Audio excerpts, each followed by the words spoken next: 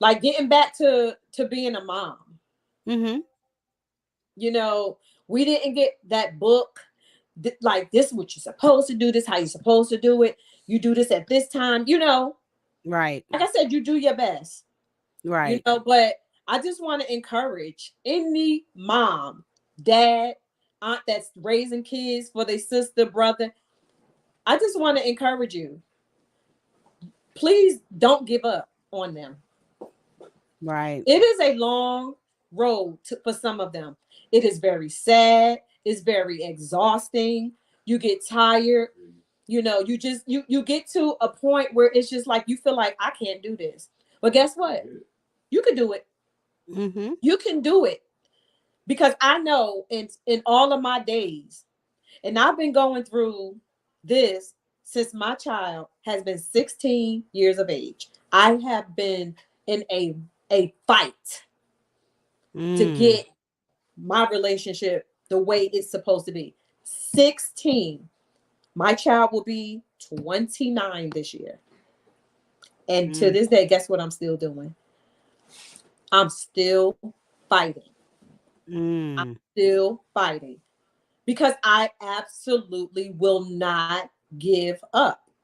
Right. When I'm dead and gone, there's nothing else to be said. And this is what I say.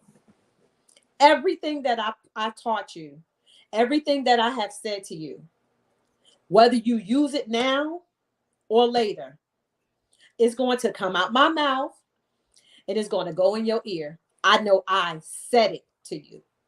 Whether Mm. you was listening to me or you just heard me, I said it. You may not use it now. You may use it later when I'm gone, but I said it to you. Mm. And that's the Mm. main thing that you have to realize. When people say, oh, I done said this a million times, say it 2 million. Mm-hmm. Keep saying it.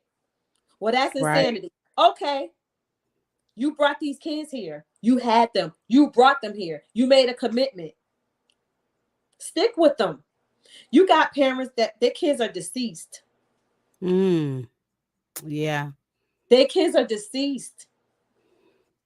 They tried their best though. They tried their best. I'm not giving up. I don't care what nobody say. You know, people try to be funny with you and say, "Oh, you better than me." You know what I'm gonna tell them next time somebody tell me that? Mm.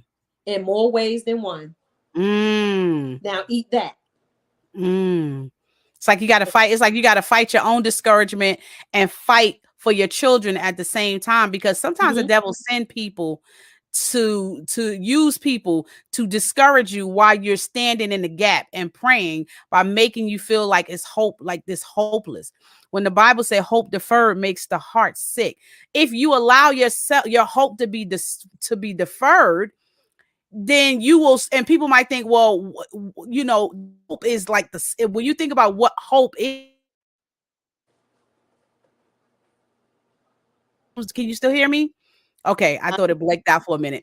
So hope deferred makes the heart sick. So when you think about hope, it's the ability, it's substance. It's the substance that it's something that you stand on, right? It's something that you stand on. So if you stop standing on your belief that I'm gonna have this relationship with my daughter that I desire, when you start to somebody come in and say, hey, if I was you, or if that was me, I can't afford to hear what you say. I'm good for shutting people down.